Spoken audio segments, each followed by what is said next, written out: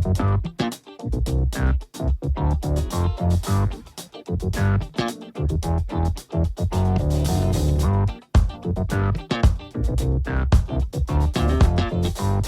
folks, and welcome to the Daily Ratings Podcast. It's a show where each week we'll be sitting down with Vincent Daly to get his thoughts on the latest movies he's been watching, both older films and new releases. And don't worry, there's no spoilers. Vince will give a brief review of the movie, share some thoughts, and of course, then rate the film. The daily ratings are always fair, honest, and most importantly, they're consistent. On today's show, Vince will be rating and reviewing. We have The Beach, directed by Danny Boyle, Sunshine, directed by Danny Boyle. We then have Ex Machina and Annihilation, directed by Alex Garland. And finally, newly released, now in theaters, Civil War, again directed by Alex Garland. So we are wrapping up our Alex Garland study this week, folks. Stay tuned and enjoy.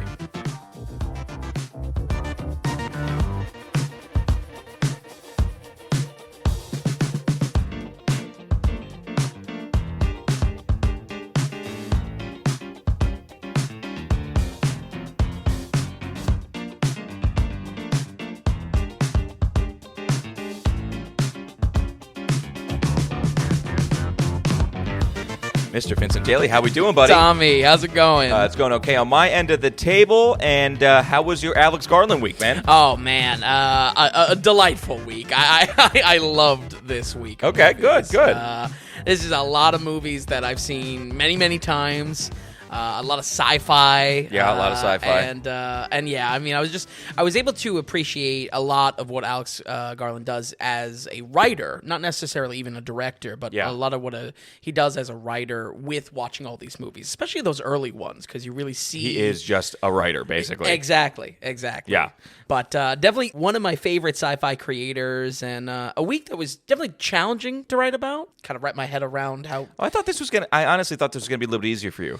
Just because, I don't know, I find there's a difficulty in writing about something that I've seen so many times. Oh, okay, yeah. Almost how we kind of encountered with the No Country for Old Men special, where it's like, where do I start? You know what I mean? How do I even approach it from spoilers versus no spoilers when you've seen something so many times and you kind of know it like the back of your hand? You're right, you kind of know what the deal is. Exactly.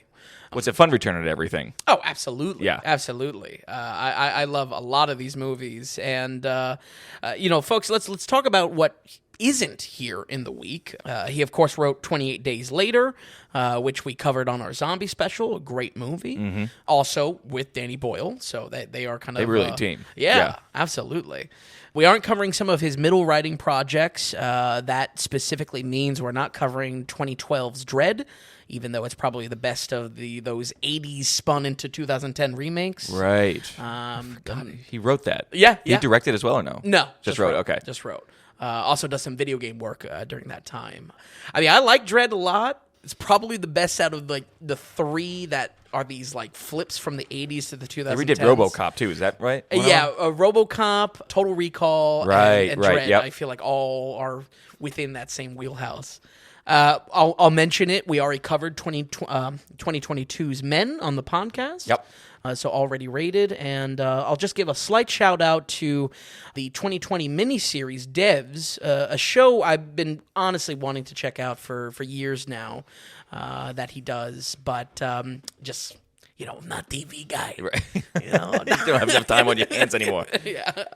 I mean, maybe if we had less movies to cover, I think a reality that Devs might have been included in the week of review, but we'll see. We'll see in the future if I incorporate any kind of TV miniseries into stuff. I'll tell you what, what's going to be the one that cracks it, What's going to break the mold? Right.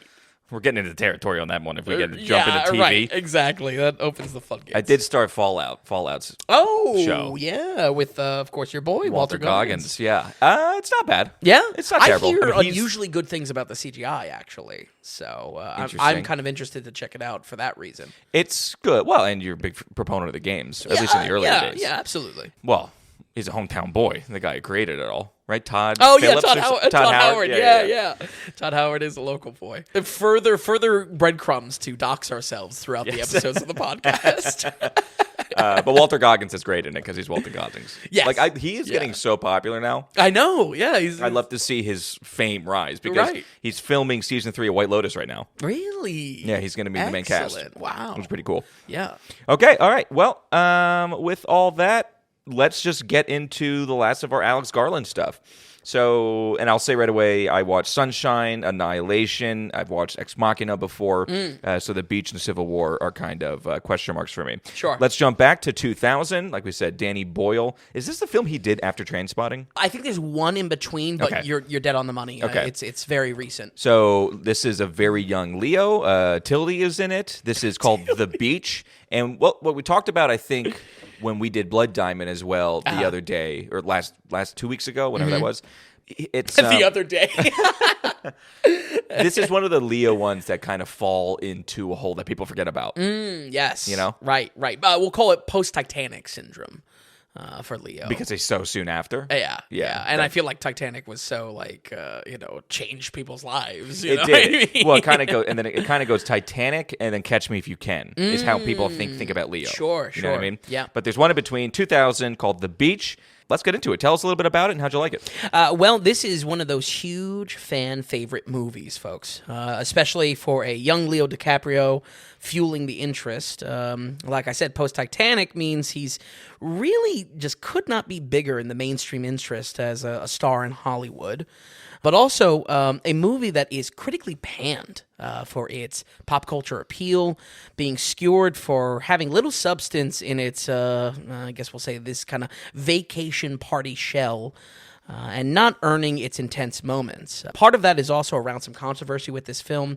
I guess during the production, there was like some serious damage to the island they were filming on. Oh, okay. So, I mean, criticism like that definitely come and go. Feeling much more intense, when the movie is coming out. Right. And then kind of just being an afternote to some sort of pop culture knowledge about the film after the fact.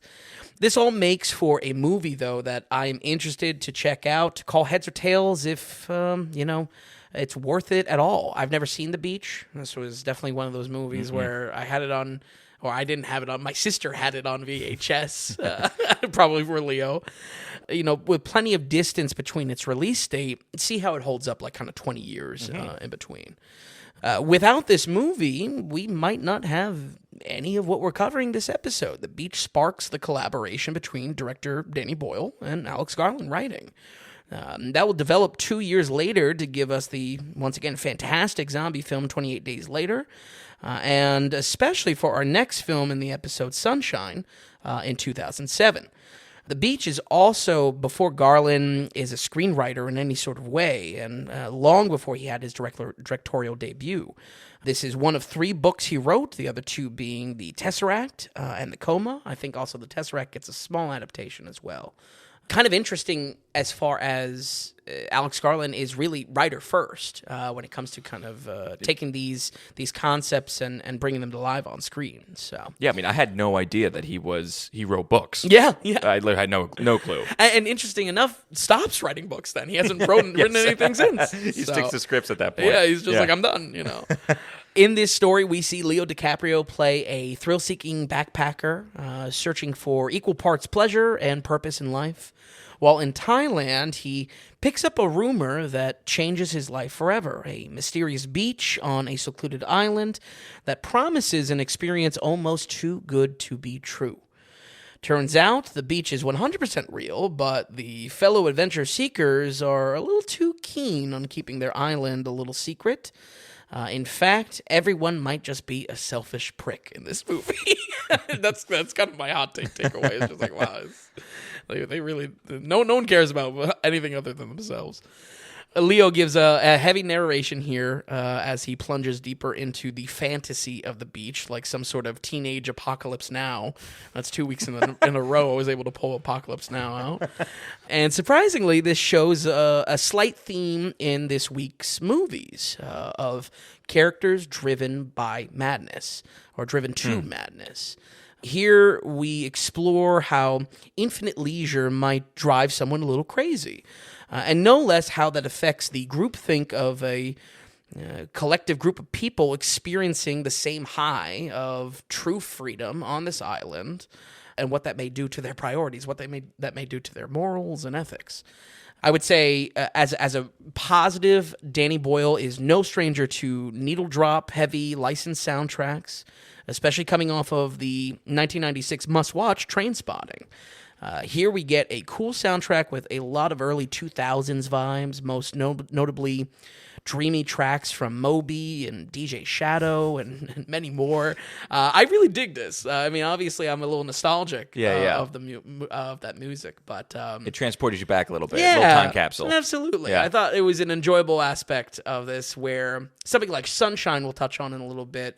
It almost showed its age in a tiny bit of a bad way, where this, I don't know, I think the age kind of added to the enjoyment of the film. And it's just so odd to feel that with a 2000s movie. You know, I'm plenty used to talking about the 90s, 80s, 70s, but there really it's been long enough now. It's been 2.5 decades. Exactly. Soon we'll be getting 2000s nostalgia shoved in our face on every movie. So, when it comes to the island itself, is where I have issues with the story. It's not so much that I want to pick a fight with the logic of why they're staying on the island, even though I will say it's pretty stupid when the rules are just kind of laid flat out.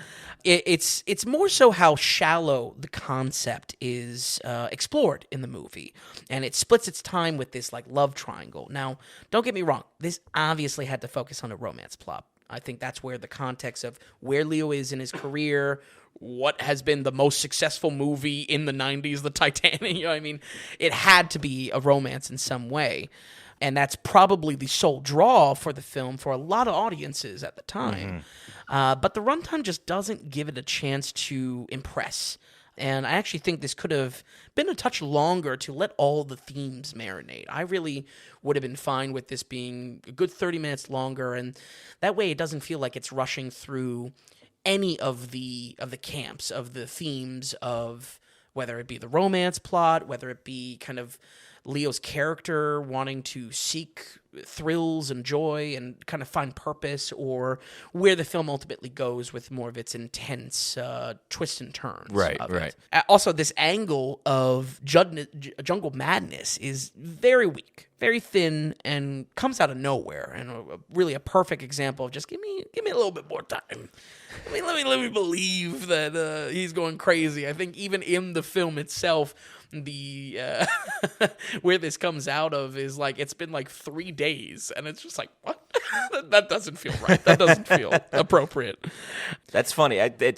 I might have some of those comments coming up in those films. I didn't realize this was such a DNA of his. Yeah. That just characters going mad, basically going crazy. I mean, we'll find out what happens in Civil War, but that's, I guess, the country going crazy. You're right, exactly. It really was something that I uncovered throughout the week. That he likes the premise of characters acting. Probably they've gone crazy in the process of that. It's the driving force in our next 3 films. Yeah, exactly. You know, visually, there's some cool things done during this segment of the film, including a Crash Bandicoot-style video game sequence. I mean, obviously, I'll kind of give hats off to Danny Boyle for being very creative, as he always is. But to me, it felt like the story shifted to become something entirely else without laying the groundwork to get there. And once again, I felt a perfect solution would just be giving it some runtime to develop these themes and get something more. I hate to even compare this to it, but like Immaculate a few weeks ago, it had things going for it. None of them just are beyond surface level, if that makes sense. Yeah. Yep. Yeah. Overall, though, I'm walking away not too satisfied on this one, both in the film and my own goals to call heads or tails, and if it's worth seeing it, 20 years later. I really feel like this movie works exactly how it was positioned back in 2000. An intense dopamine-fueled romance designed to give audiences what they want most. Leo on a beach without a shirt as long as possible. We're going to go ahead and give The Beach 2000 a 59. Okay, 59. So not complete trash. No, not at all. I mean, it has its... it must have been interesting during the time of it coming out, because people must have been... He might have done a small role in between this and the Titanic as well. Mm-hmm. But he could do anything he wanted to right now at this time. Right. You know what I mean? This had talk when it was coming out and be like the next big thing. Well, and by the way, what is our supporting? I mean, he has a main love interest, presumably, and then he has Tilda Swinton. Where does she fit in? Kind of in the love triangle of it. Also, Tilda Swinton really? is the leader of this commune. Okay, on the gotcha, beach. gotcha. So there's a kind of a power play there. Really no notes with anyone else, though, just because it really is about Leo, and I don't think that's necessarily a bad thing. It's what audiences wanted, and I feel like the film has priorities in a good place when it comes to that. Yeah. Okay, all right, well, let's jump ahead. That was 2000. We're going to jump ahead to 2007 now. We're still with Danny Boyle. So he does The Beach. I didn't realize how much he was pumping out, kind of. Oh, yeah. He does The Beach, presumably... Well, then he does 28 Days Later. Bingo. And then another film, and then Sunshine? I think so, yeah. Okay. Yeah. 2007 Sunshine.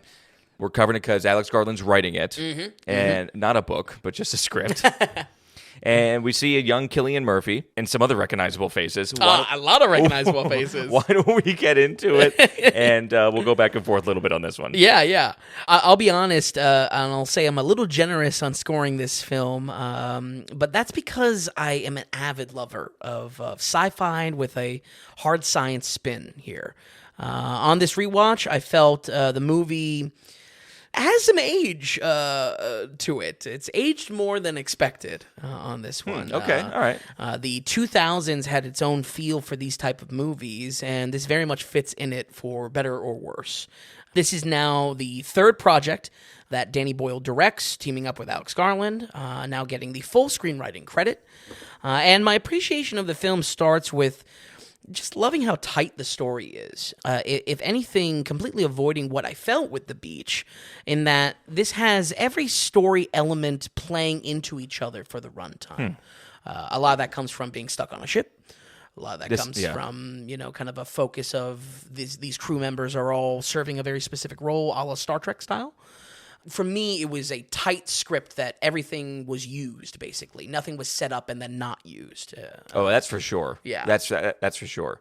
There's absolute simplicity of being on the ship, and watching it now after the fact, I'm starting to maybe get jaded with just this whole concept of crew on ship. Everyone has their parts. We're all going to get an eating scene somewhere in the beginning. I mean, it's just Alien. It's just 79. It's Alien, and it's every other film after Alien that has to do anything with this. Bingo. You know what I mean? Bingo. We break it up a little bit. We talked about Moon the other week because we were watching Spaceman. So it's like very small crew on a ship.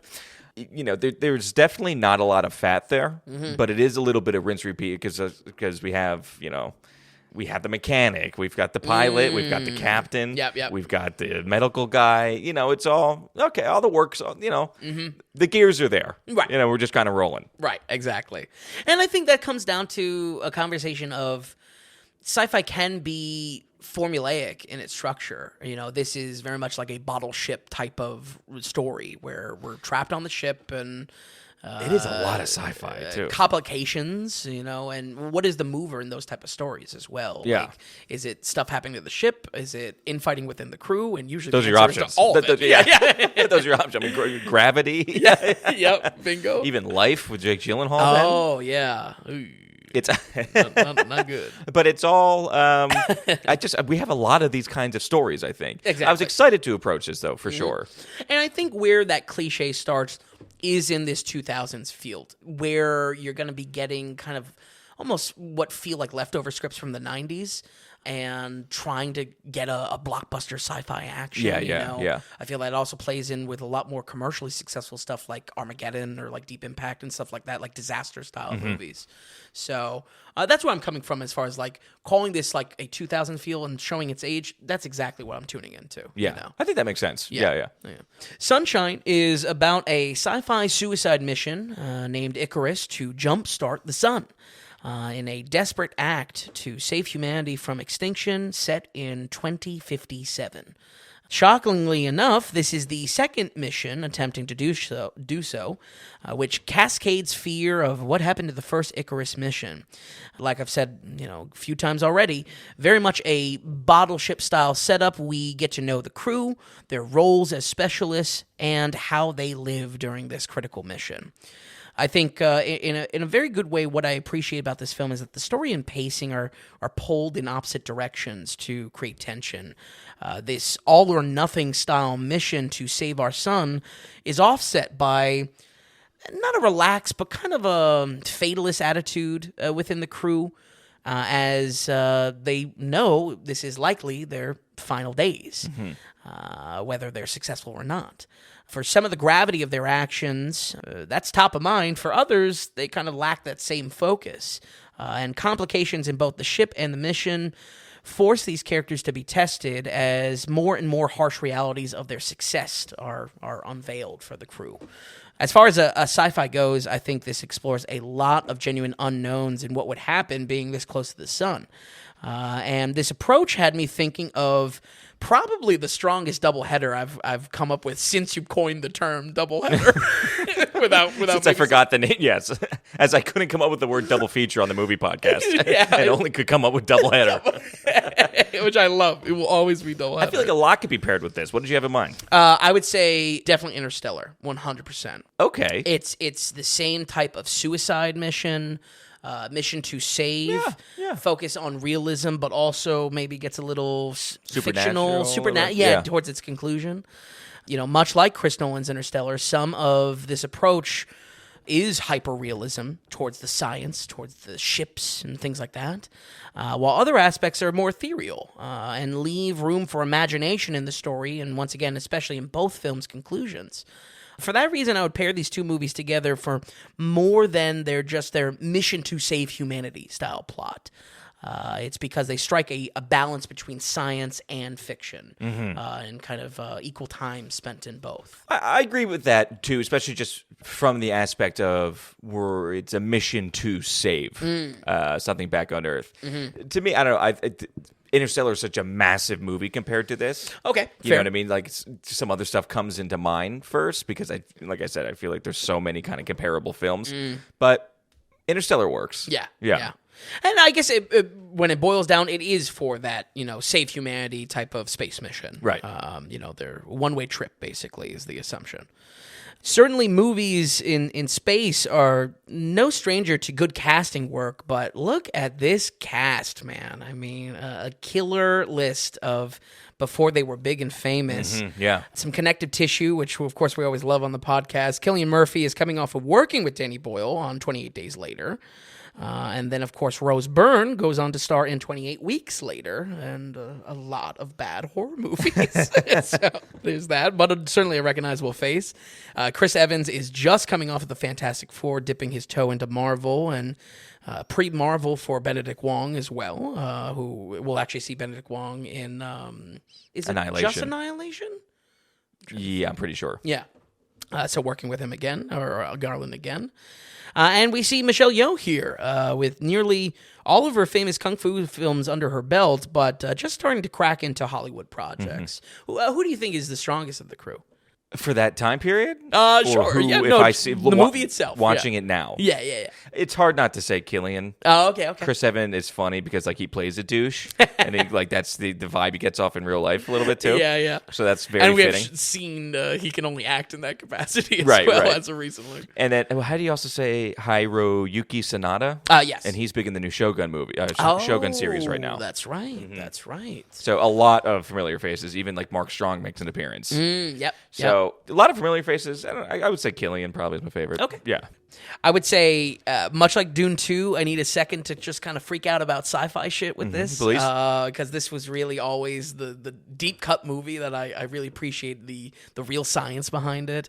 The Icarus 2 is an awesome ship design, striking a balance between real tech and concept. Absolutely love this solar battering ram on the front of the ship. Yeah. Just so cool. Also, the presentation of the power of the sun is conveyed so drastically too. Anytime we're in the shade of the ship, it's the usual kind of void of space, but put us in front and the scene turns into this deafening blur of energy and sells us on how just deadly the mission is. I feel like that's also another aspect of Yeah, I guess a lot of writers could imagine what it would be to get close to the sun, probably areas that have been explored in 60s television like Twilight Zone and Star Trek. But when it comes down to it having gravity on screen and it, being a catalyst for every decision, every domino that falls in the film, I just feel like it's such a tight little script when it comes to that. I would agree. I mean, because for me watching it, things were happening so fast that I was upset they weren't fleshed out more. And I felt like our characters didn't get hit enough, whether it be emotionally or freaked out or scared or things. As soon as something happened, boom, our cast is back at something else and we're over it and we're moving on. Yeah. And to me, there was almost like a lack of stakes a little bit. So I agree there was almost no fat. I almost wish it's almost too lean. So what you're saying with my comments on the beach. I think it could have probably added a half an hour. I just think, I don't know. Do you get any of that? Can you see how I was getting that? Absolutely. I think, if anything, the crew's a touch too large for us to focus intimately on, I don't know. People? No? No, I don't think it was the crew number. I just wanted maybe a little bit more heart. I wanted it to be, when things happen, I wanted it to be more impactful. Oh, okay. But I understand that we're just rolling along, we're solving problems, and things are getting done. But no one seems to be affected by anything. Right. True, you know what I mean? True. Save for maybe like two characters, but I'm with you in the sense like, I don't know. They are just so focused on the mission that maybe we lose the impact of them maybe losing their shit. That's what I was getting from it. Yeah. I felt like there was a bit of a disconnect there because I didn't feel like it's like I wanted a little bit more realism there or a little bit something from the heart, more depth, more a little too cold and emotional calculated. impact. Yeah. That being said, though, it moves on along in a clip. Like it is, we're just going, especially when things kind of get started. When a flip is switched, something initially happens. It's just like, oh, okay. Yeah. It's just one thing after another after another. Absolutely. So you're right. There is no fat. Yeah. I just think I'm looking to put more fat on. right. And I guess that's where I kind of come from in the appreciation of like a tight script has a good ramp. You know what I mean? It's ramping all the time. Yeah. We're not really taking a step backwards, both like in the journey literally towards the sun. You know what I mean? There's no steps backwards Certainly in progress not. or plot, That is absolutely true, yeah. Yeah. I really do love the specialist international mix of the crew. Like I said, feels very Star Trek to me and something that I look for. Everyone is there for a purpose. Even some of them that are just brushed by like, why are they on the ship again? It's like, I say that with Michelle Yeoh's character. It's just like, what, she's a botanist or not? Like, what's going on there?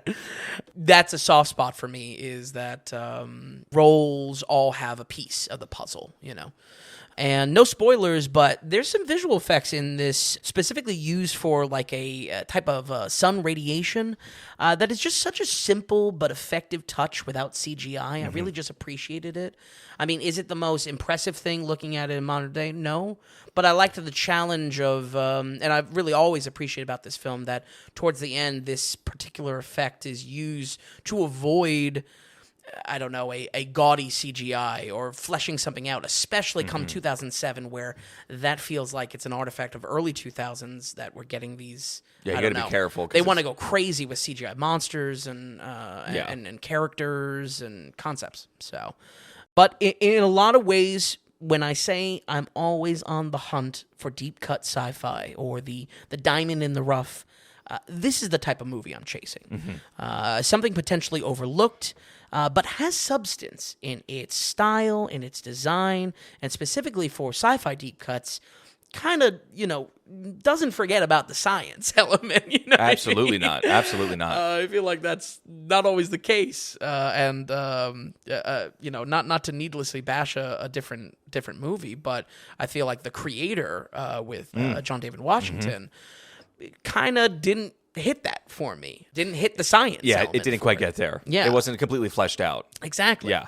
So, give it a lean towards Star Trek or something problem solving in space. I'm sold on it. I am sold. So, folks, if you're on the hunt for those type of gems like me, give it a watch, and hopefully I've been able to turn you on to something new, especially if you haven't seen it before. We're going to go ahead and give Sunshine 2007 a 78. Wow. 78 is a very strong score. Yeah. Definitely some leanings, you know what I mean? No, it's fair. I'll say there's some disposition or predisposition towards it. But. The funny thing is, I knew about this film for years at this point because I'll go down lists of what are underrated films that are great that no one knows about. Yeah. And two movies that always make it on lists, I see, it's Layer Cake and this. That's great. And they're two very good films. Yeah, So I've been both coming from the UK. And I think Sunshine is kind of getting more and more people are finding out about it. And I don't know if it's because of Alex Garland or just Danny Boyle is such a huge name for so many years. Or all these actors individually, That's true, too. They all make it. Even the one guy, the guy who plays the medical guy, Cliff Curtis, he's the captain of the Enterprise right before Kirk's dad? Oh. Or before Kirk? In the remakes, the JJ remakes? Yeah, he's in the first. I love know. to call back to those movies. The Romulus kills him in like the first 5 I was minutes. listening back to a recent episode, and you dropped the prime directive scene in the second one, where they're on the planet with the red aliens and whatnot. That was like 2 weeks ago. It was 2 weeks ago. I don't think it was 2 weeks ago. Yes, it was. Oh, I'm pretty sure it was. No, the other day. Oh, no, it was the King Kong episode. Oh, right. I wanted the Center Earth people to be more cool. Oh, right. It was such a valid point, too. Thank you. Make these Center Earth people. Made a couple valid points on that one. 78% for Sunshine, very good, and I think it's still sci-fi and it's accessible, it's there, and if people just want a fresh sci-fi because it's just okay, I've seen Gravity so many times, Interstellar, I get it. Put me on a ship with somebody different, go watch Sunshine. And more importantly, this wipes the floor with Gravity. Gravity may be interesting cinematography-wise, but I like the character work here. I like the problem solving. Yeah, Gravity was space. totally overly pumped out. Yeah. Okay, all right, that's a strong score, 78. Let's keep it going. We're jumping 7 years ahead in Ex Machina. Alex Garland is writing and directing this. Early role for Oscar Isaac as well. Oh, yeah. Which is good. It's always good to see him. Let's get into it. What's it about? Set it up. And how'd you like it? I really do love this movie. Full cards on the table. We're really into some movies that I've seen a lot of times. This marks the directorial debut for our boy Alex Garland. If I'm not sick of saying his name yet, we got to make a supercut of how many times I say sci-fi and Alex Garland in this episode. And seeing this around 2016, I couldn't be happier, especially because I was genuinely excited to see what A24 was doing in their business model in the early days. Oh, this is early A24, isn't it? Yeah, wow, I forgot about that. It's weird. This release says it's 2014. I don't remember seeing this even relatively until like 15, 16. So I'm not really sure what the difference is online, or if it was like a Cannes release, like we always say, or something. I'm sure it had I'm almost positive it had a festival release and probably a very small theater release. Sure. And then all of a sudden, but you're right, because then all of a sudden people paid attention to it. Exactly. It must have been. It had to be when it gave birth new life when it came on to streaming. Yeah, I think so. You know? That's a good point. And that's probably the case for a lot of those early, A24 gems. Yeah. So, for many years, including Garland's next film, Annihilation, I considered him to be side by side with Denis Villeneuve as some of the strongest creative voices in science fiction during the 2010s. Also, I would love to add Neil Blomkamp to that list, but unfortunately he keeps on making movies that show otherwise. Specific to Ex Machina, however, this was a sci-fi movie that instantly rocketed itself next to an impressive list of peer sci-fi movies, all with a chewy philosophical center. Not only does this deal with heady rationalist themes a la 1999's The Matrix, the slower pace of the film allows us to explore how technology affects the characters and relationships with the characters, in line with 2013's Her, that had a similar AI focus. Definitely hot during this time, and honestly shocked that it hasn't come back with everything that's going on with AI. Ex Machina is a scaled-down thriller that explores the Turing test through the eyes of Domhnall Gleeson, a high-tier programmer for a fictional tech giant company. He is invited to the estate of his CEO when he wins a mysterious contest. The trip feels manipulated from the get-go, constantly being shaken up by Oscar Isaac being this two-faced host, acting charismatic one moment and deeply unstable the next. He quickly reveals that the whole vacation is a ruse, introducing Ava, an advanced AI android beyond anything thought possible, and it's up to Gleeson to determine if this is all too good to be true. I've probably seen this movie a good 4 times now. Okay. And each time I find I love Oscar Isaac more and more. With all the intellectual unpacking that goes on in the story, he's really key to building the tension in the moments. And without that, honestly, there'd probably be nothing keeping us awake, myself included. There's a lot of intellectual talking. I, of course, love unpacking that on screen. Love unpacking that through a sci-fi if it's going to have a purpose to why we're telling this type of story. But without them, I mean, the movie would be not only snail's pace, but also like a bit of a snoozer, right? Yeah, I mean, it's a very small film. It's a very contained film, and a very quiet film. And I think, Oscar Isaac is just the more and more such a fan of him. Yeah. From the get-go, he just comes out of the gate like crushing it. Yeah. But I would say if you didn't have that twitchy eye, the audience is sitting there trying to figure out, along with our main, how do you say his name? Dom Hall Gleason? Yeah, it's Dom Hall Gleason. Okay, that's the actor's name. Yeah. Who's in... he's the redhead guy in The Revenant. Yep. Plays kind of the main captain. He's in other things too. The Star Wars sequels as a very annoying Imperial officer. Right. Nice. But anyway, if Oscar Isaac doesn't have that twitchy eye, if he doesn't make you think, okay, is he good and just kind of a recluse and like a lonely guy, or is there something really wrong with this guy? Yep. It helps fuel it. Absolutely. And he's easy to hang out with on screen. Yeah. You're always engaged with him. I also feel like it's key to the A24 vibes that this is, in fact, a thriller of sorts. I think without that, if it was just this intellectual kind of psychobabble that goes on screen between a person and an AI, it would just, I don't know, we need that tension. We need that, is something wrong here? Yeah. Even though the early moments, it doesn't really seem like that Oscar Isaac being this, kind of a psycho CEO. Yeah. I would say, he's amplified to be a little cartoonish, especially in how much of a manic asshole he can be. But honestly, the older I get, the more realistic this character seems. He's like 30% Joe Rogan, 30% Elon Musk, and 40% billionaire God complex. And that's the character. This rewatch, I was able to even appreciate the different ways Alex Garland is able to build that tension as well.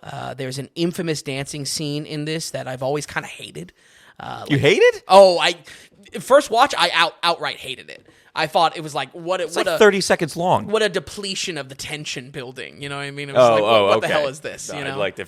It's one of the best dancing scenes of all of cinema. It's literally like 15 seconds only of dancing. That's it. But I think that's where on this rewatch I was able to even appreciate aspects like that. Yeah. That I think I did watch this after watching Civil War, and I feel like to me he's trying to explore in his writing different ways to play around with how to shake that up for the audience. Sometimes it's not always horror or fear or like something really intense in visuals. Sometimes it's just something unexpected to shake that up for the audience and kind of create an unease.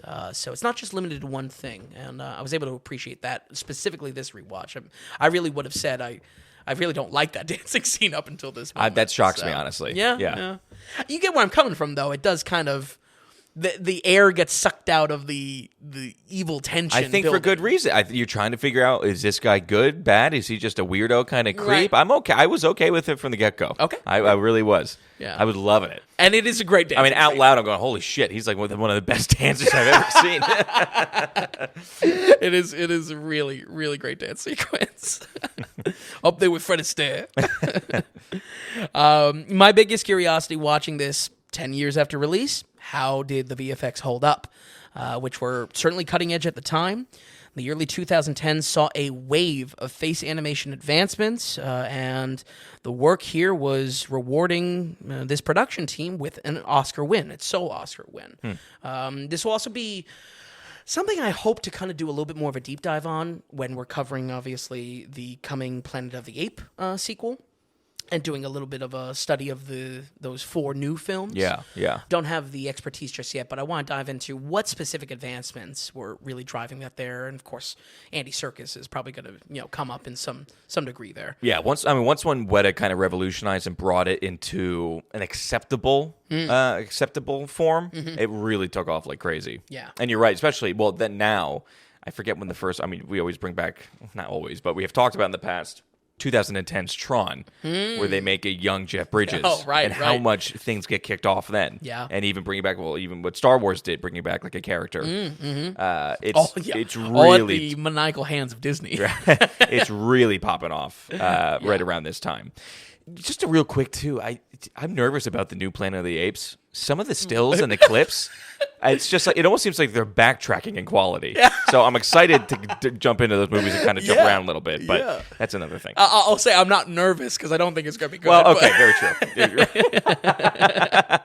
But I'm with you. There's, I don't know. I'm definitely with you. There's some things that look lesser than what that series has been doing so far with these sequels. Okay, but anyway, so back to Ex Machina, because what we're really doing here is because we have...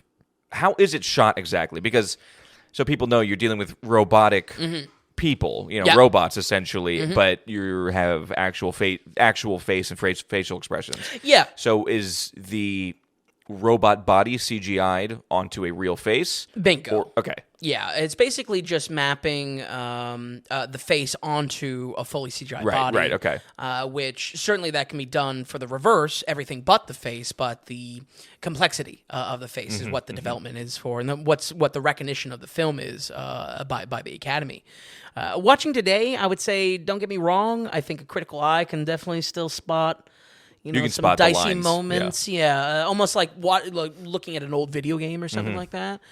But I still think it deserves a lot of praise because of how seamless the digital elements kind of blend together, even just beyond Ava on screen. That's where, if anything, when it's on Ava, you feel the cinematography so focused on her. It's so much the reason to watch in a lot of ways. It doesn't. It doesn't take you out of it, right? Because first time I watched this, it was like only a year and a half ago or something like that. Oh, really? Yeah. Oh, okay. I know it took a while. Interesting. I even heard, and it was always referenced in like pop culture and stuff, and I was glad I finally got around to it. But even just the setting of the film too, how it's very it's just on its own plot of land, and it's in it's scientific rooms or just I don't know something it's a about research facility. Something about the whole setting. It helps sell it a little bit, and the good thing is, even 10 years later, it doesn't take you out of it. Right, you're still able to enjoy it and like watching this robot on screen. Essentially, yeah, absolutely. But honestly, folks, it's really good. It's been good for a long time now, and I feel like if anything, there is some extra enjoyment. On reflecting our current state of AI and how this film kind of builds certain questions around testing how we interact as a relationship with artificial intelligence.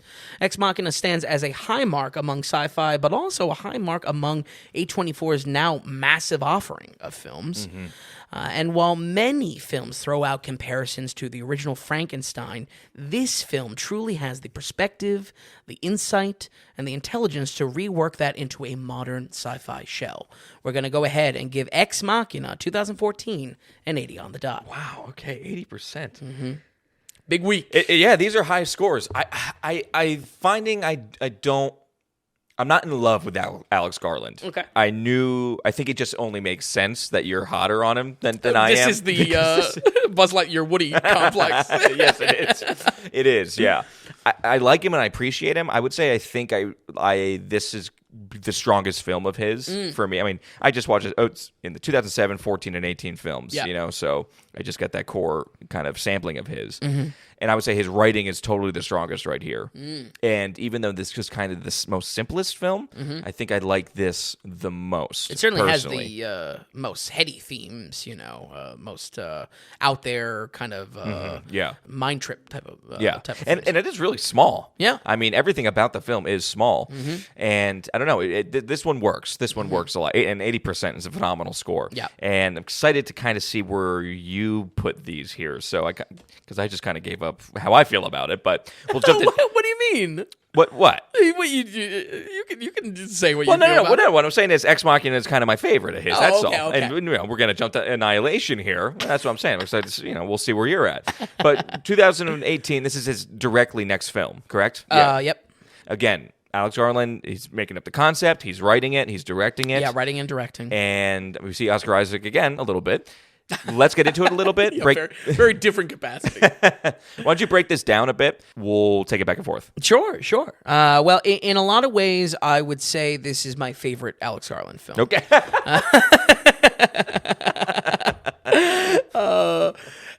Is it a perfect film? No. I feel like even on release, I've had to kind of marinate on this a little bit. But without a doubt, I've seen this at least like 6 times.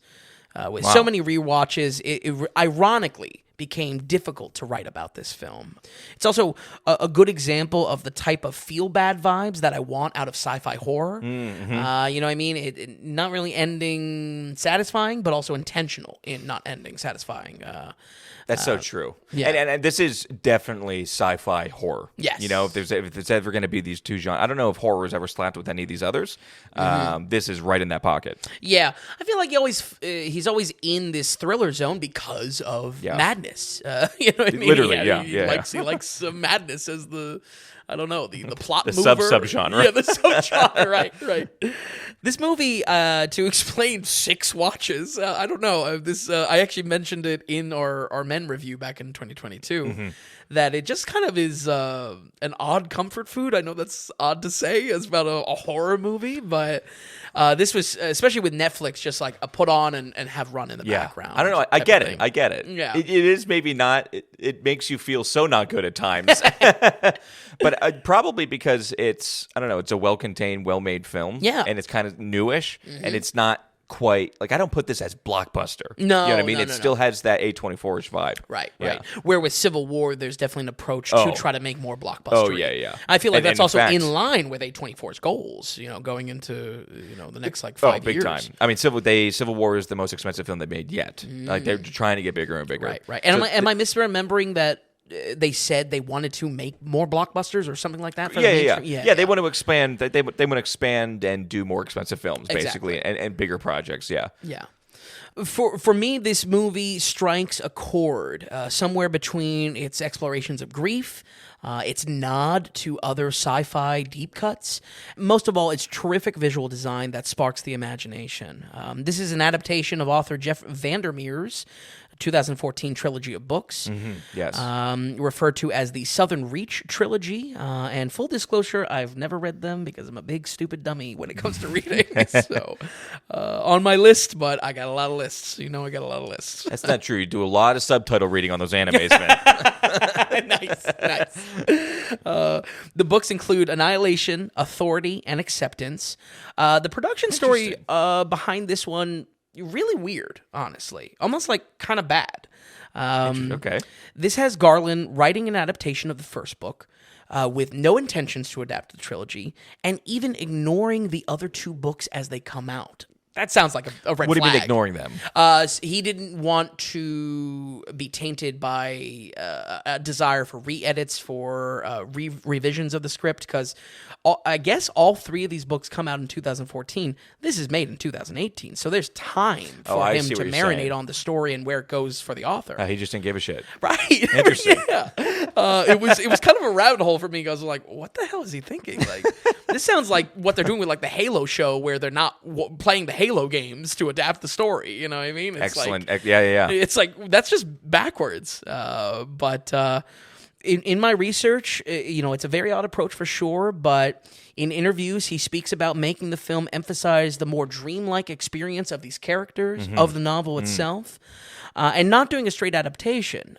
I personally think this could have gone very, very wrong, like horrifically wrong, Yeah, this could have been weak. This could have been the weakest tea. Yeah. Like late night sci-fi channel crap. Yeah. Like 65 stuff. Oh, sure, right. You know? Especially if it ended on kind of it ends on an unsatisfying note, but it's not a cliffhanger for future films, you know what I mean? No, and those yeah. films aren't For coming sure, about. for sure. So it's definitely a little bit different there. But I feel like successfully he is able to match the madness of these characters and the approach, in the gaps in time that we see in the film. The stream of consciousness, obviously the true insanity that overcomes our characters. Annihilation stars my wife of many years, Natalie Portman. Oh, okay. You're calling that one. Yeah, she's mine. As a professor in cellular biology.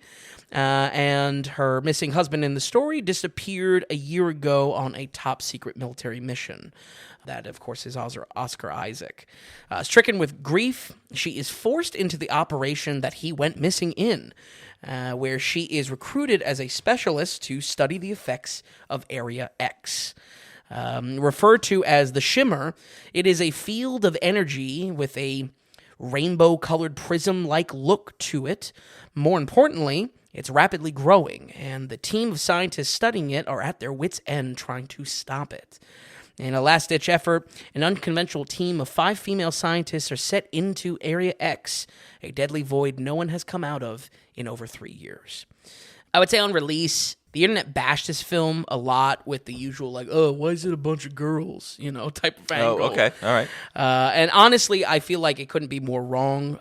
Believe me, we have plenty of examples now of us dragging this trend, Oh, yeah. We have, we've done the work. We've done the homework on calling heads or tails if it's, like, soulless and a cash grab. Yeah, this was definitely not any of that. Yeah. It was funny when you had the 5 girls lined up, and they were about to walk into the Shimmer. Yeah. They totally looked like the female Ghostbusters team from the back. jumpsuit. Yeah, they've got like the backpack and they got the gun. And you're like, it was pretty funny.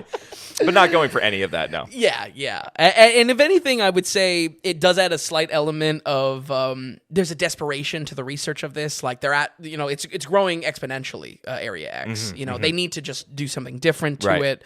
And they have this tie with Natalie Portman and her kind of connection to who went in previously. I will say it does not save some casting choices for me. 2 out of the 5 of the crew really don't work for me. Agreed. Jennifer Jason Leigh, total miscast here. I mean, she just drags scenes down with her monotone bullshit. I mean, kind of looked back at her career as just like, I guess that's just her thing as an actress. Like she just that's talks how she in sounds. One tone, yeah. Yeah, she plays the main psychiatrist, so she's supposed to be like mellow-toned. Oh, not mellow-toned, is that even a word? Yeah, I kept on replacing. I think what would have been a good. Oh, what is the actress's name? The wife in Ozark, the main wife in Ozark. I think she would have done such a solid job on this, actually. Absolutely. But I want to go ahead with more casting because I'm kind of in total agreement. I would say Gina Rodriguez is the next on the chopping block. Definitely could be annoying in just how cliche the role is, but also cliche the acting is as well.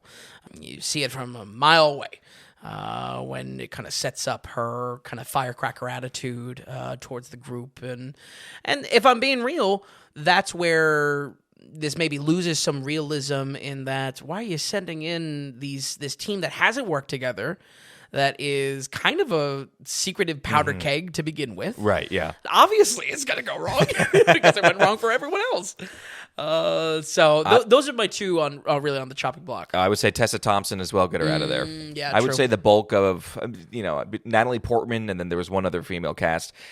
I don't know. I just feel like the acting wasn't there. And when I say about Ex Machina, and I think that's my favorite, that would be my go-to Alex Garland for me personally. I think the writing is strongest there. I don't think the writing is as strong on this. Very true. And lacks certainly the intellectual spin.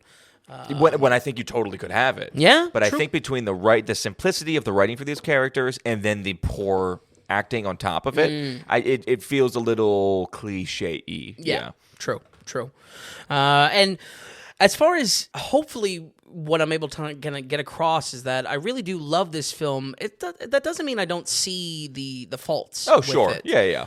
Or even very critically how the particular casting here can kind of harm the enjoyment and the aspects that I do really love about this film. Yeah.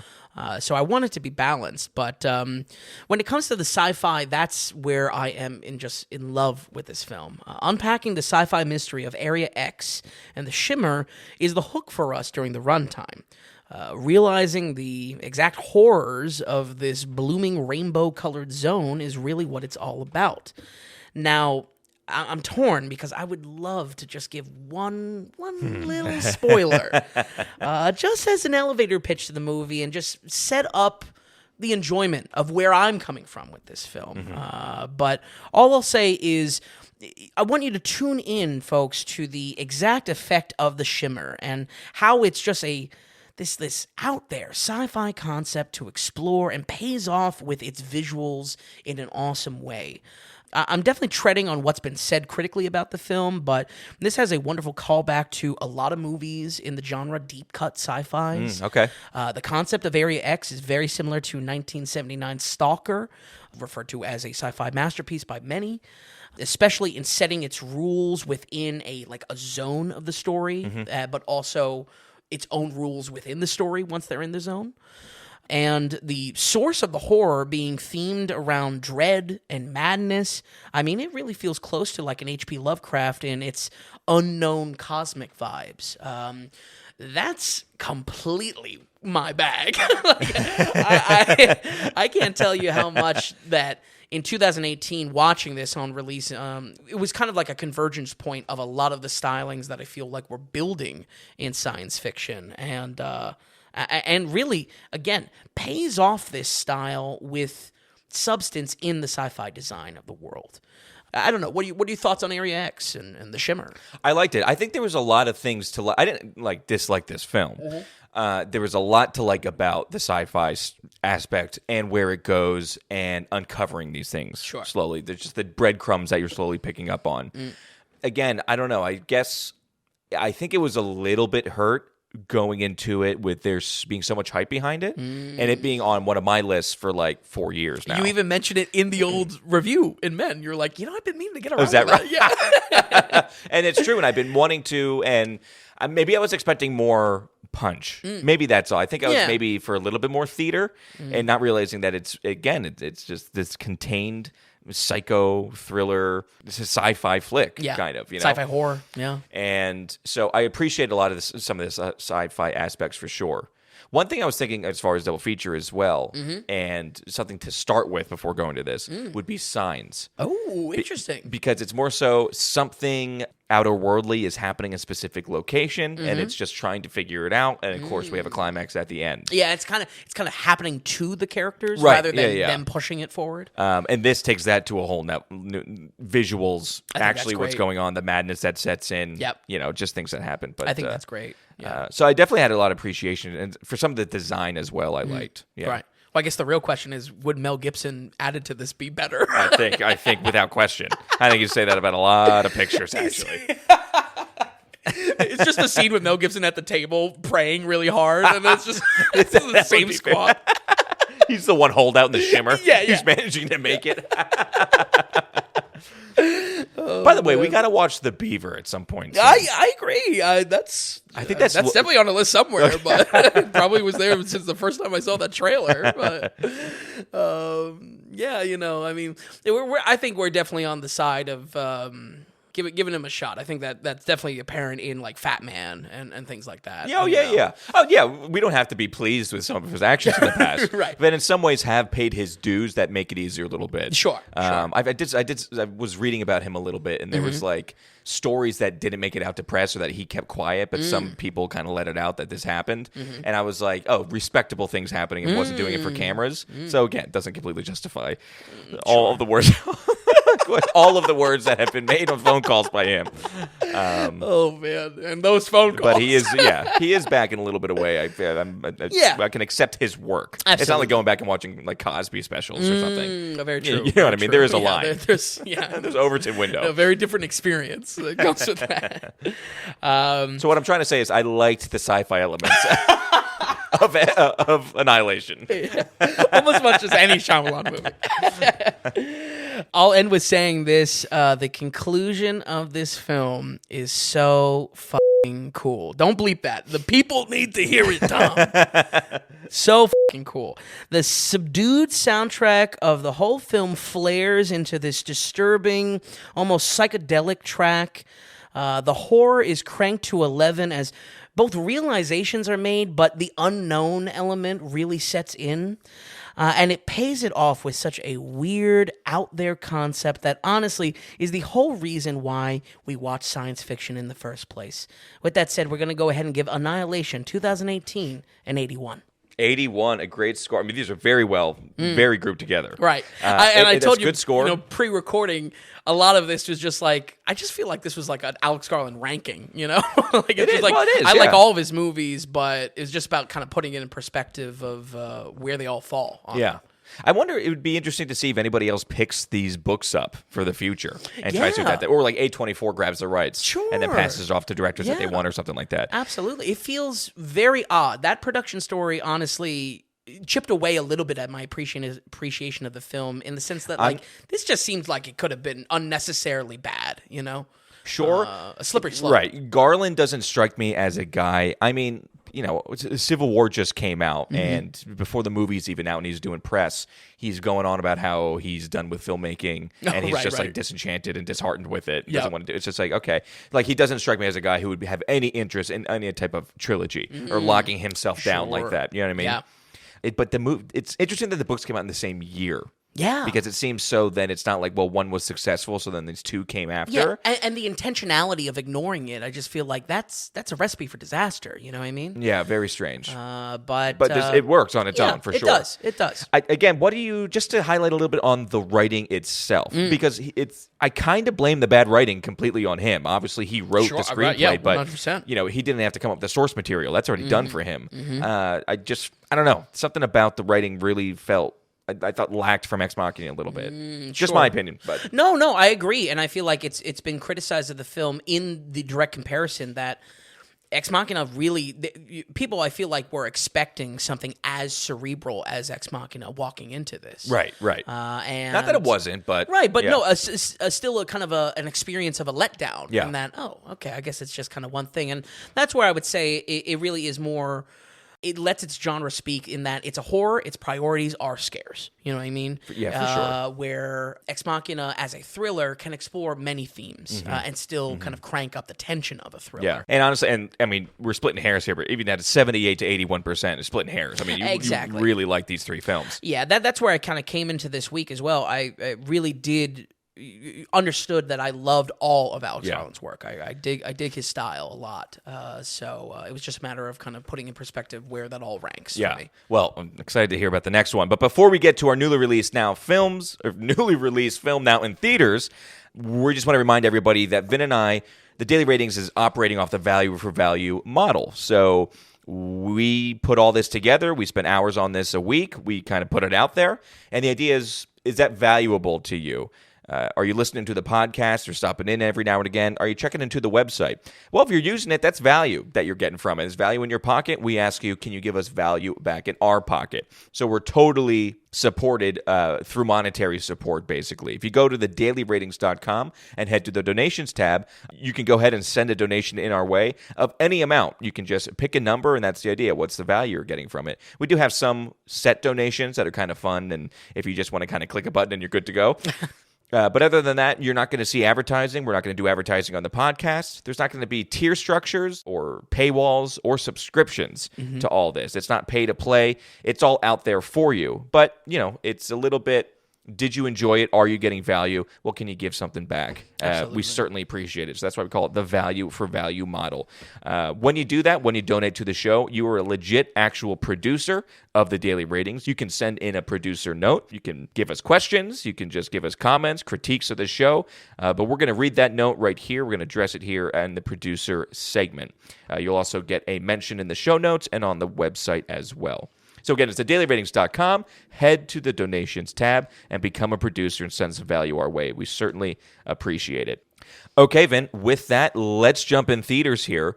Totally, this is the most unlike Alex Garland for sure. Oh, sure. Dropping the sci-fi. We talked about, yes, and the blockbuster aspect. We just talked about it. A24, I think. I kept on hearing reports, most expensive, biggest A24 film. I was expecting like $100 million. It's still only a $50 million film. Right. I think that puts in perspective what A24 is working with. And so when I watched some of the trailers and some of the clips, I was surprised with how big or how much land that we cover in the film because of the use for CGI. You know what I mean? And I'm curious to see how that kind of holds up. Sure. But also, Civil War, dive into it. You take it where you want. Sure. And I have some problems with the making of the film. I can't say much. I didn't see the film. Yeah. And we'll see if I should after this. Right. Like I said in the beginning of the episode, when it came to the challenge of this week, sometimes that came from the fact that I've seen these films a lot of times. And it's like, well, how do I stay away from spoilers? Yep. Here, it was a challenge to unpack. Like we've talked about, a couple times on the podcast. Beau is Afraid comes to mind, where it's just like, oh my God, this is just like, wow, okay. like how do I even begin? It's that big of a story.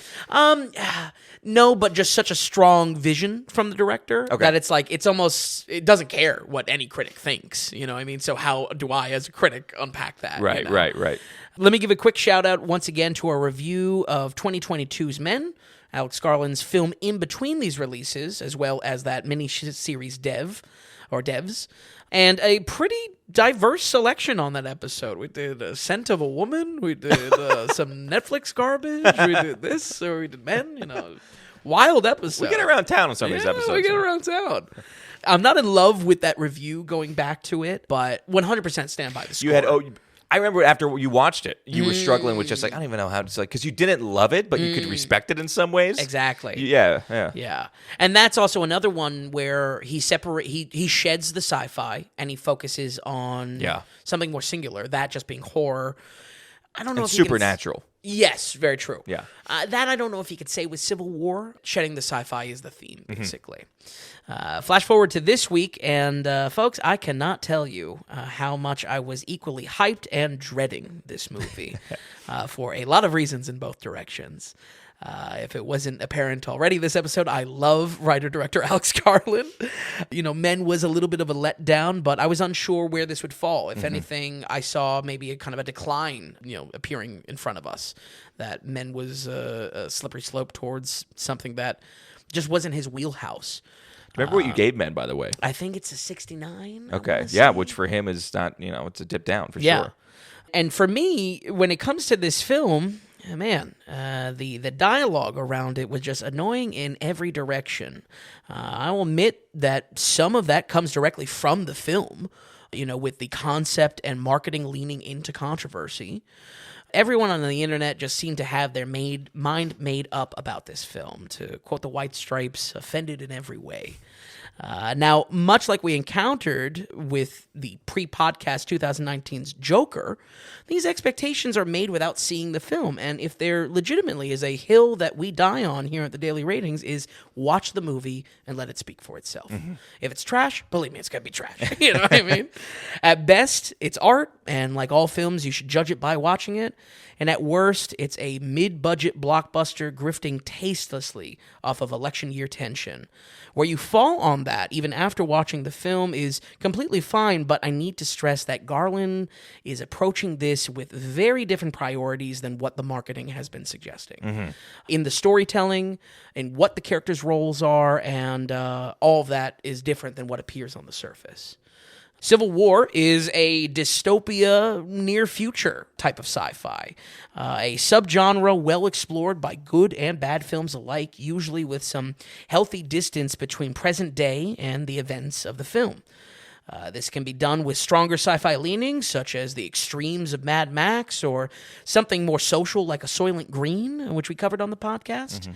Or maybe we explored the setting a little closer to home and amp up that near future aspect to the dystopia, an approach that has been absolutely done to death by the zombie subgenre.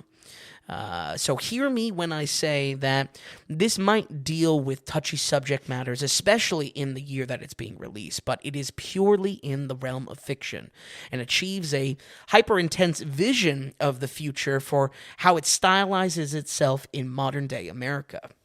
And honestly, let's be real. You think audiences are going to stop gobbling up their doomsday prepper Americana just because it doesn't have zombies in it? No, yeah, right. They're going to eat this up. Everyone loves seeing, the MREs and rifles on people and survival themes, Last of Us, Walking Dead. I mean, come on. Just because it doesn't have a fantasy zombie in it is still the same type of genre, and it's still the same type of visual design that's going on in the film. Yeah, that will always sell. Yeah, exactly. That will always bring people to the theaters. Right.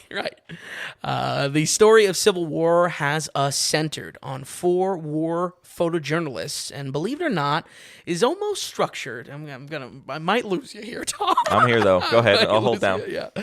It's almost structured as a road trip through post-apocalyptic America. We go through a lot of states. It's structured in a car. We'll call it Little Miss Sunshine 2024. Kirsten Dunst plays our lead, Lee Miller, who is actually a nod to a real photojournalist that I did a little research on, and about as seasoned as you get getting close to visceral combat. She's really like side by side with the boys when it comes to these squads and understanding like SWAT tactics and hand signals and everything like that. Like really, really some intense stuff. The domestic war front is just as chaotic and brings in baggage of kind of a growing posse around her, trying to travel, trying to kind of be on her tail a little bit as well from a competition angle, other photojournalists. Okay, positive, like a press pool almost. Yes, just trying to siphon off of her, essentially? Right, okay. She's hot shit. Other journalists are like, oh, they want in. No, she's going somewhere. Right, you know? Yeah. Youngest of the bunch is Kaylee Spaney, who we recently saw as the lead in Priscilla. Also, a little bit of a connection with Sofia Coppola because obviously, she's very close with Dunst. Yeah. She plays kind of a morbidly dedicated rookie, looking to learn from the best. Yeah, she looks young in this film. Yeah. Younger, oddly, than Priscilla. When she was kind of my thoughts exactly. Age. Yeah. But really enjoyable. I would say, all I can remember about Priscilla is that heart attack scare in the theaters. But oh, that was Priscilla that did that. Oh, that's so funny. Oh, my God. But this is definitely much more of a standout role for her. Yeah, so definitely. I expect, these are 2 kind of big properties. Expect to see more from her, especially in the A24 space. Through this traveling structure, though, we get a lot of exposure to the world. It might be frustrating to hear for a lot of potential viewers of this film. The exact battle lines or the cause of conflict is blurry, treated as so common fact that no one really talks about it. And for the characters that are involved a little bit more knee-deep in the conflict, their priorities are on the conflict directly. They're not really like waxing poetic around how do we get here or something like that. Right. We're not there at the beginning. We're there when things are already going down. We're in it. Yeah. The shit is in rotation, in the oscillation of the fan. Let's talk about what this movie isn't. And I feel like that's a good way to kind of approach, expectation that literally everyone that has seen this trailer has. Right. It's not really about the politics. It's not about any single political issue. It's not about the macro movements of the war either. Everything that looked to be super prominent in the marketing of the film, from that alliance map to sniper nest in the Statue of Liberty, all of that really doesn't matter. And more importantly, don't really see that actually in the film. That alliance map is a perfect example. It's on screen 2 seconds after like a newsreel. Right, yeah. We're not there to unpack those issues in this film. To me, especially with focusing so much on Garland this week and his writing, I felt like the writing process for this started with the electric idea of a modern civil war and decided to be about characters that explore that setting. It's really just about using a really intense near-future setting and exploring that through war journalism. Does that kind of track? I think so. I had listened to some other stuff and did some research on the film, but I think what you set up there in the very beginning, which this is a bit of a road film, going kind of state by state in just war, essentially, and it's about what this town is doing or what this state, how it's handling it. It's really about the photojournalism or whatever, the journalists that we're following in just a different war setting than what we're used to. Right. Yeah. Right. Near future dystopia war setting. And in that has some cartoonish elements to it. It is fictional in the sense that, like, I say it's strictly in the realm of fiction to kind of calm people down. Like, just, it's just a movie. Right, yeah. But it's also in the sense that, like, this is just something foreign to all of us that he can explore this angle of like war photojournalism and make it really intense as well, just as intense as anything we've seen this week. Not to sound like a broken record from last week, but this has some great character writing. The journalist-protagonist angle allows the structure of the film to be driven by piecing info together. The setting is the follow-through of that praise, having aspects like fog of war, asymmetric battle info, propaganda, all of that being played. This makes any investigator of the facts a valuable character to unpack the story. I guess what I'm trying to say there is that we're not just following journalists for the sake of journalists. You know what I mean? This is a valuable character role in unpacking what the setting is about and unpacking that as an audience. This also stylizes its action in a great way, using a combination of slow-mo gunfights punctuated by these freeze-frame moments shown through the shutter of photos or characters are taking, and usually at the most dramatic split second. I feel like the look of the combat is just so amazing. Can we dive into that a little bit? Yeah. I almost wanted to touch on this with Sunshine. Sure. There are periods when Sunshine where action is happening, and then all of a sudden you think your screen is freezing because it literally just stops. I legit thought there was something wrong with the screen in watching Sunshine again. And it's almost like this taking of the frame, basically. Yeah. That's what you're saying is done here? Different.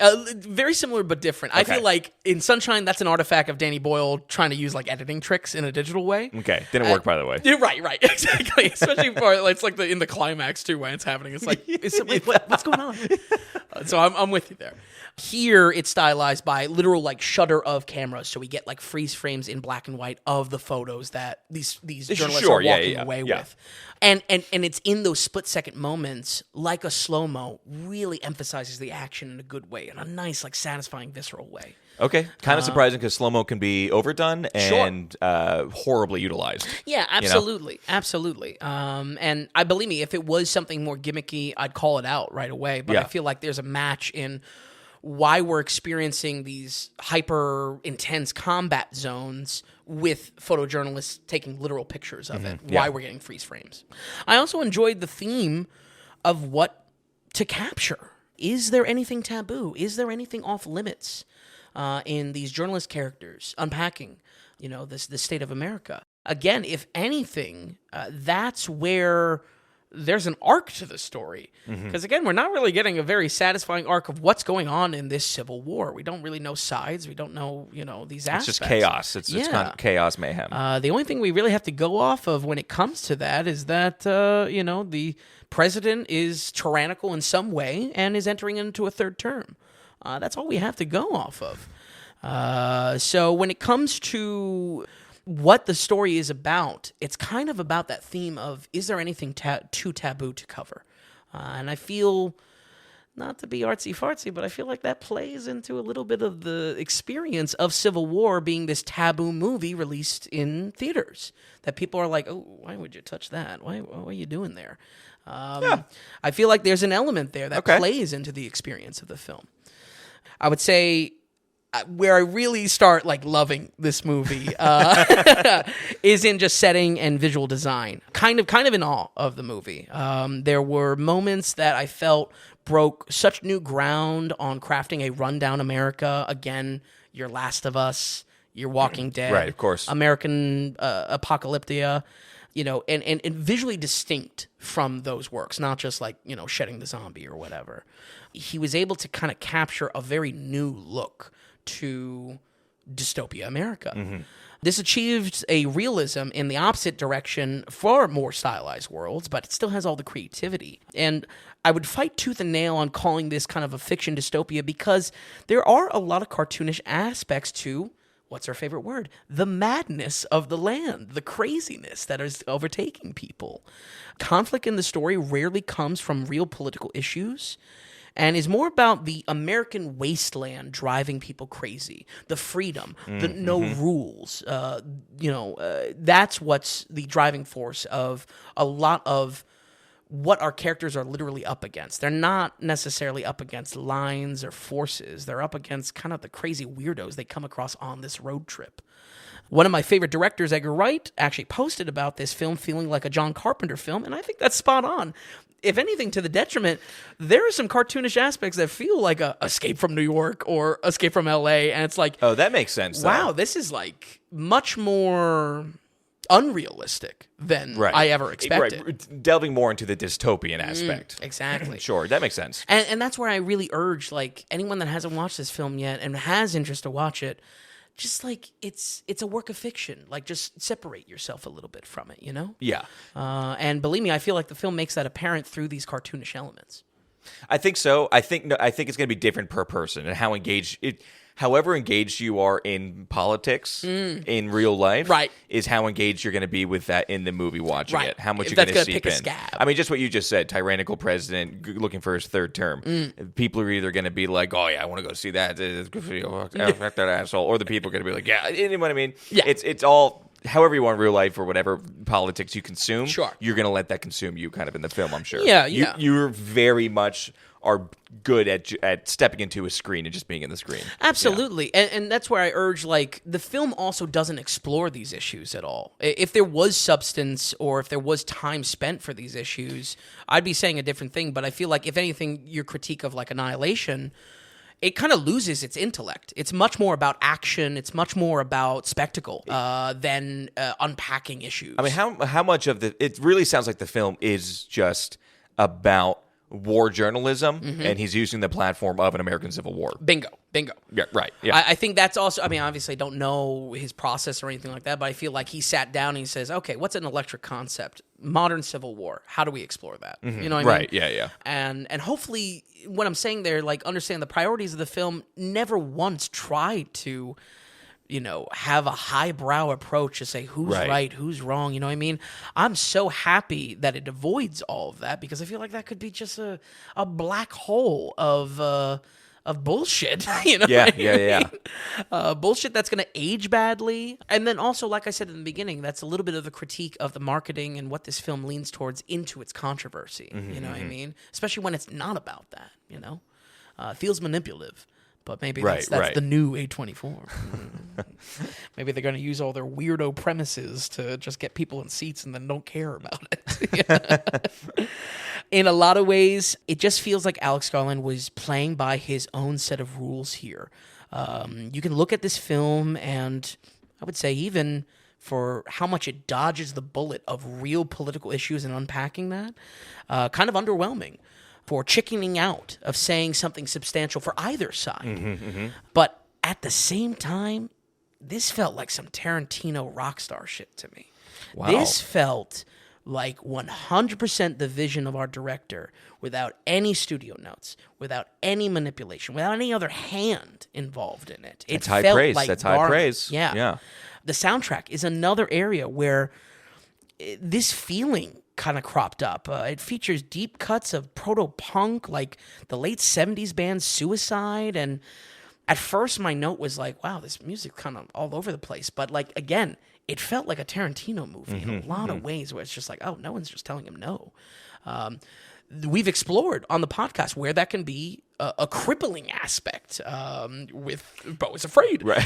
Where it's like, oh my God, someone needed to tell him no. Someone at least chop this down in runtime.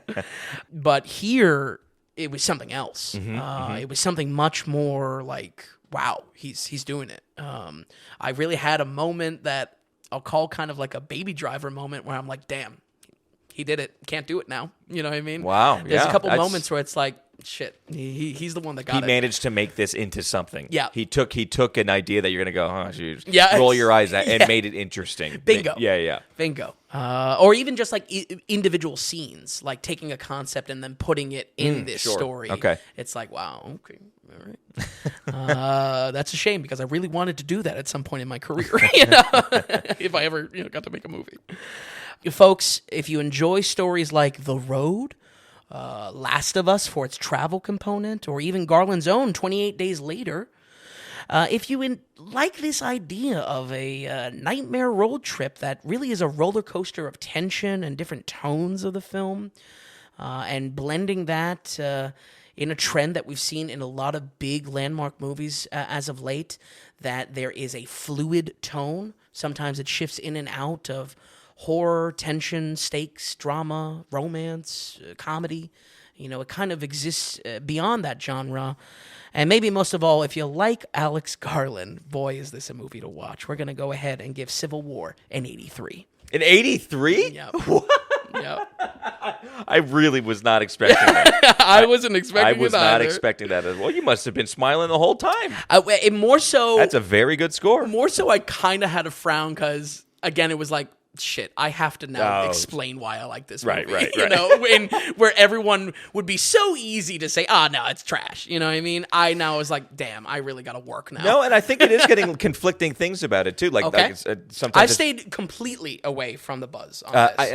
I think it's a bit of a roller coaster. Okay. And I mean, like when you take like I don't know the critic class, kind of like people who are actually doing it professionally. Right. I think it's going kind of either way. Okay. And then you have some people who are just indifferent about it. Yeah. Some people hated it. Some people absolutely loved it. Yeah. And 83%. I'm shocked at it because it's Alex Garland not doing sci-fi, and you love his sci-fi. Sure. It's his biggest film he's done yet. You know, so. I mean, that definitely intrigues me. That intrigues me that we're getting something different, something that's going to make me say, wow, he did something with the concept. Sure. And didn't just do something ridiculously generic or something. And I feel like that's the experience of the film as well, in the sense that, like, you kind of have to call it heads or tails. I mean, not getting rid of my job. Right. You know, my job is to kind of talk and recommend films, but this is definitely one where it's like, you kind of have to make up your own mind on this. Wow. Of how much maybe aspects bother and how much you're able to kind of take what he's putting down and only what he's putting down. Is it as in your face? It doesn't sound like it is. As in your face are going to be as polarizing as a Don't Look Up. I want to say less because it's... I would hope so, because Right. Don't Look Up is a vomitus Yes. of both sidesing. Yes. That's a comment I've been hearing a lot about the film. Is it both sidesing? You know, where it's not trying to land down, so it's not pissing you off? You know what I mean? Or is it... In that way, it's up in the air. Right. Or is it trying to exclude all of that and chart its own path? Yeah, I think we're like Don't Look Up is a satire that punches at all directions. Right, that's both sides. To its detriment. I feel like here, and again, maybe to its detriment, it avoids any punches. It avoids getting in the fight. You know. Well, I mean, yeah, but an 83%. I mean, that's a good score. Yeah. You know, and people are new to daily ratings or anything like that, just kind of checking into things because you're interested in Civil War. We just say it's very not the easiest thing to get into the 80s with us. Yep. There's only a 1,200 films. There's like 11 or 12 that are crack the 90s. So 83 is very, very good. And I can't imagine one thing we haven't touched on too much with him this episode. He seems to back to trimming the fat. The three films we just talked about, in fact, I think every single film is under 2 hours. Everything is around that hour 45, hour 55 mark. And for a movie that seems this big, for keeping it at an hour and 50, that I can't imagine hurts. Yeah. Like, you know what I mean? You have not once complained about pacing, Right. or length, Right. or fat to trim. And if anything, with like the beach and in your comments on Sunshine, like could be longer. You know, what I mean? Right, Maybe right. craving a little bit more. But it's incredible. Ex Machina 148, Annihilation 155, Civil War 150. That's a writer. Right. That's a working That's man's true. writer. That's absolutely right. Another just real quick question. Better photojournalist for movies. Would you say Kirsten Dunst, Civil War, or Brie Larson in Kong Skull Island? Wow. Phenomenal. I don't know. Some great scores here, Yeah. Vin. Really good scores. You are definitely a fan of Alex Garland. Yes, absolutely. But hopefully legitimately kind of made my claim. You know what I mean? Made my Oh, point. yeah. You know, I'll be the first to admit it. You know, it's the sci-fi leanings of a lot of this week. You know, that's where I'm It's at. just you where know? you're at. It's You're what the I'm- buzz in this podcast. These are right. This is a landmark moment of Buzz Lightyear for the podcast. July we'll do Western month, and you can be Woody. I could be Woody, yeah. But I really do hope that it wasn't too crazy, because I feel like, you know. No, don't worry about it. yeah. Don't worry about that. Because if anything, I really worked. There was a lot of long writing process on this one. I love it, Vin. Love it. I'm glad that we did this. I love that we finished up Alex Garland. I mean, we have these studies that we do. Yeah. I hope if maybe it could be difficult because some people just have no interest in this particular person, so they're not interested in this episode at all. Sure, or But even it's- awareness. you know? Right. It's great, though, I think, just getting all these studies down, because it's really well-rounded then. Yeah. Especially for the site when you want to go back and look at all this stuff. It's all there for you. We covered them. Yeah, we always talk about it, but like kind of a completionist angle on the Yes, site. that's You know a- what I yeah, mean? great It's, way to put it. We want kind of a totality of like, hey, you're interested in this guy? We rank them all. You know what I mean? Yeah. So, Harrison Ford coming up. Any finishing notes here, Vin, or roll credits? I will say one trailer note, not to hard sidetrack. Go for it, love it. This Twisters trailer, every time I see it, it seems more like a comedy. I don't time love I the see trailer. it, like I laugh at it more. Okay, actually. yeah. I don't love the trailer. I'm looking forward to the film. Yeah. There's some potentially wonky CGI. Yeah, sure. And, comedy maybe a little tough, Vin. Maybe a little tough. It's just that last moment in the trailer where Glenn Powell is just like screaming with like the bay door open or whatever. Yeah, very much reminiscent of Tom Cruise scream in The Mummy in the plane going down. Absolutely. Absolutely. What do we cover next week a little bit? If you want to give a tease us? Yeah, next week, honestly, is a little bit of a catch-up in itself already for April. Right. I already have I already have First Omen under my belt. Rebel Moon Part 2. Ooh, Yeah. The Boogeyman. The Ministry, which I thought was a Guy Ritchie project, but is someone else? Maybe he's producing. Yeah, he's attached to it. Yeah, he is he's attached to all those type of movies. Exactly, I'm hoping to get in Monkey Man with Dave Patel. You know, I mean, damn it, I was calling everything John Wick before was cool, but now that's really just John Wick. So, Oh, is that one? Okay. Oh yeah. So yeah, a lot of stuff like that that I'm hoping to get to and not lose in the theaters. So Love it. No, a lot of that stuff too is going to stay, which is good. So, I think. yeah. Excellent, Finn. Thank you so much for watching these films, doing your reviews, and stopping by here tonight. We love it.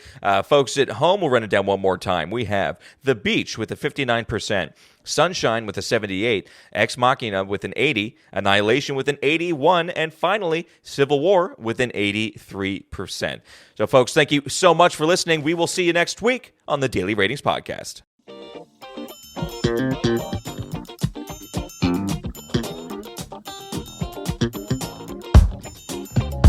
Hey, if you enjoyed the podcast, if you would, give us a good rating or get the word out and tell a friend about us.